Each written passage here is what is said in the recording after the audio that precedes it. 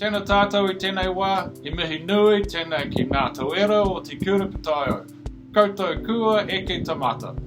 I whakapau, kaha koutou I rautou I ngā tau nei. Nō reira, tēnei rawa, atu katoa, ka mau te wehi. Congratulations to all you new scientists. The Māori graduates of the College of Science graduating in Manawatū, May 2020 are as follows.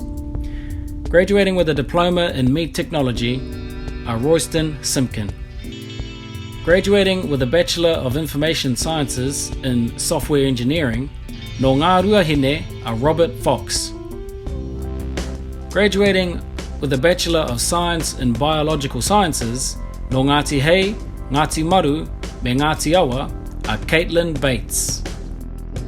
Graduating with a Bachelor of Science in Genetics and Microbiology, no ngā ruahine are Nicola Crooks.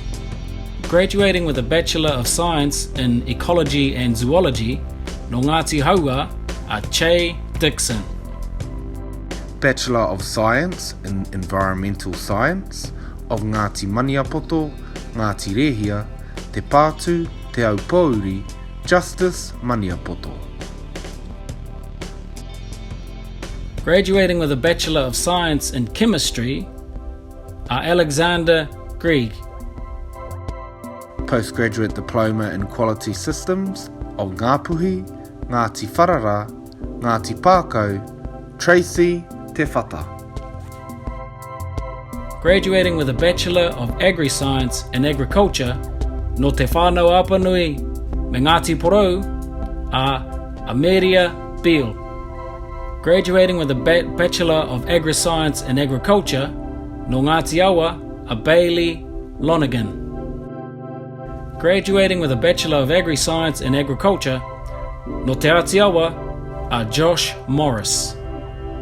Graduating with a Bachelor of Veterinary Science, no Taranaki, are Callum Taylor. Graduating with a Bachelor of Veterinary Science, no Taranaki, no Te Ātiawa, me Ngāti Raukawa, are Ashley Wilson Van Doon. Graduating with a Bachelor of Veterinary Technology, no Ngāti Kuri, are Ali McLennan.